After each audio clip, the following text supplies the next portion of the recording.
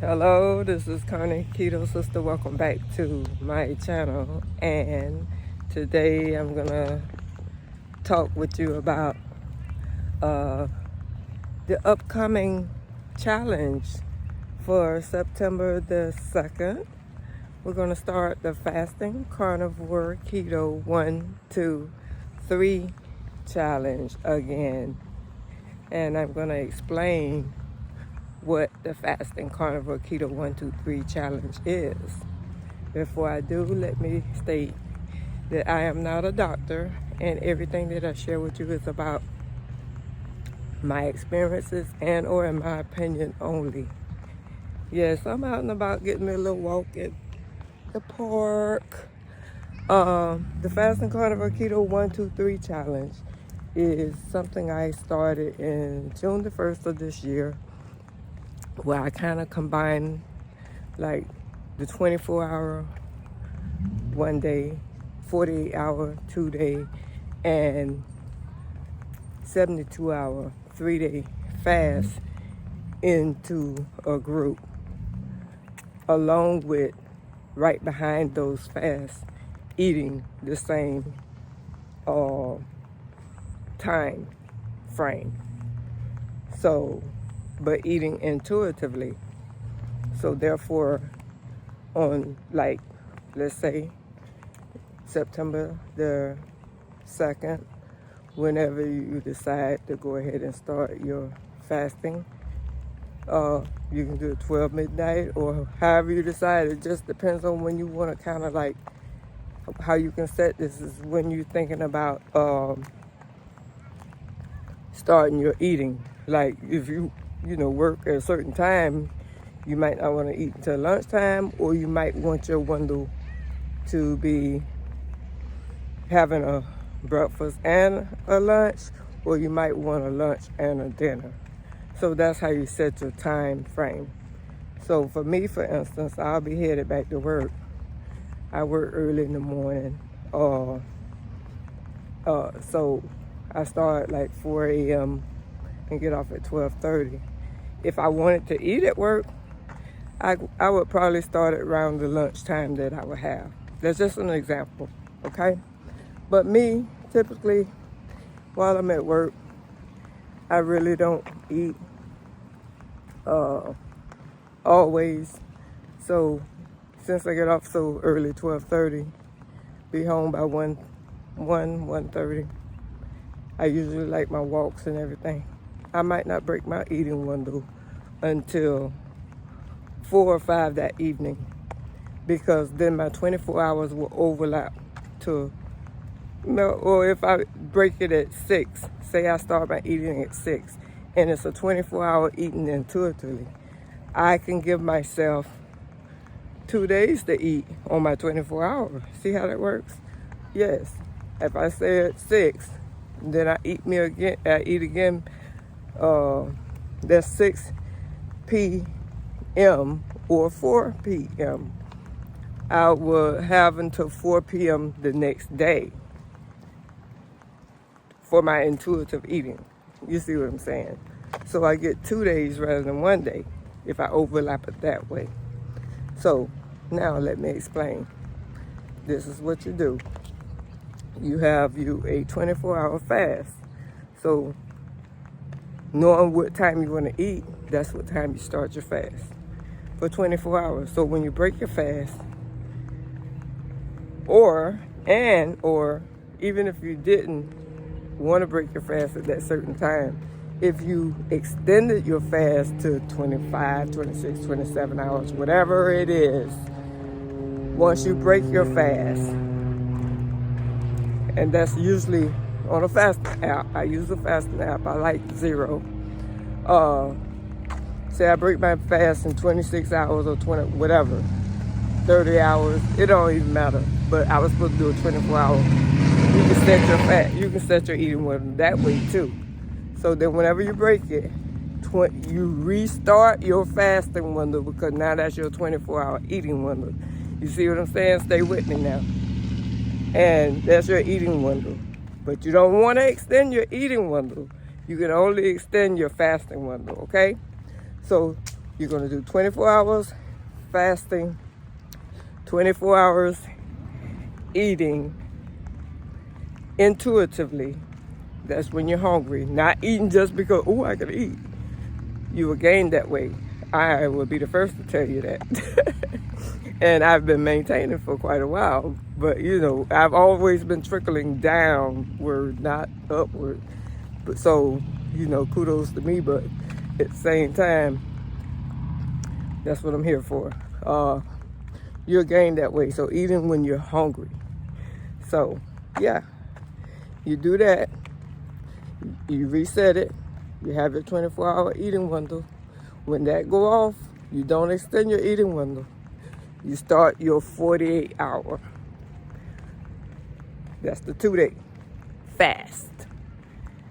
So you do your 48-hour fast, set it for 2 days, and you can have, during your fasting window, you can have your coffee, black with electrolytes, your tea. You can do a little lemon, lime, organic, unsweetened, lemon, lime, or apple cider vinegar. Plain, organic apple cider vinegar, not with the honey or nothing like that. With your electrolytes. Your electrolytes, I don't know, like I said, test, don't guess. I don't know if your electrolytes, I wouldn't do it with the stevia ones. I wouldn't. Now, if this is your first time fasting, and that's the only choice you have right now, rather than you haven't gotten the unflavored yet, go ahead, because either way it should be able to help you if this is your first time fasting. But I wouldn't jump right into this if this is my first time fasting. First try IF, intermittent fasting, 16-8, 18-6, 24, and then 24-hour and stuff before just jumping right into this stuff. This is for the seasoned folks that know about fasting and have done low carb for a while, just to give them a change up and give them something to keep it interesting. This is what this is for. Yes, I'm out here walking. Then you, after the 48-hour, then you would do, with your fasting, you break your fast, even if it went to 50 hours. During your fasting window, it doesn't matter. During your eating window, it's precise. So you would break that fast and restart that fast for the 48-hour, but that's your eating window. That's how I keep track of my eating window, not to go over. And it reminds you, just like it reminds you that you got an hour before your fast is up, it'll remind you that it's an hour before your fast is up, but you know it's an hour before your eating is up. So if you're going to eat, you better go ahead and eat now. And yes, during the times that we're in our fasting window, before I break my fast, I will be sharing with you all my weight. I will share with you all my ketones and my glucose. This just only helps to see how good the fast is benefiting you. Like, you know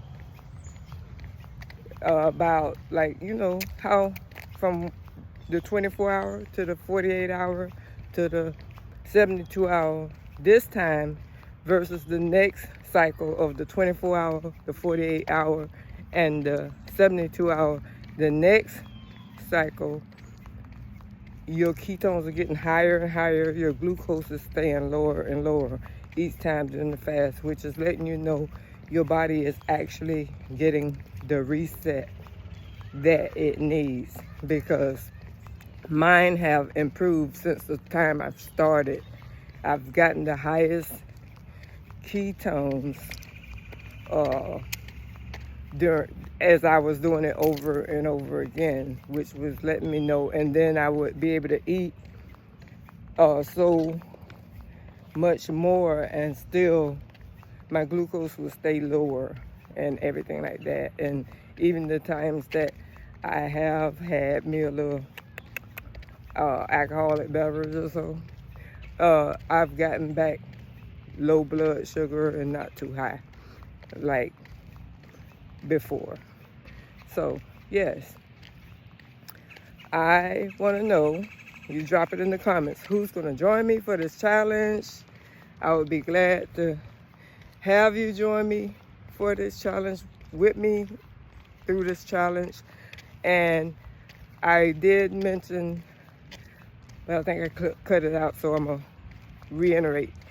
The PSMF I'm not going to do right now. I said I would bring it up, but I want y'all to do your research about it on Maria Emmerich, ketogenic woman, or just research it. Google, don't Google it, because it really doesn't exist on Google. But YouTube, Google it, and then you could go to whomever you YouTube Google its playlist and research about what they're doing. And then they also have recipes.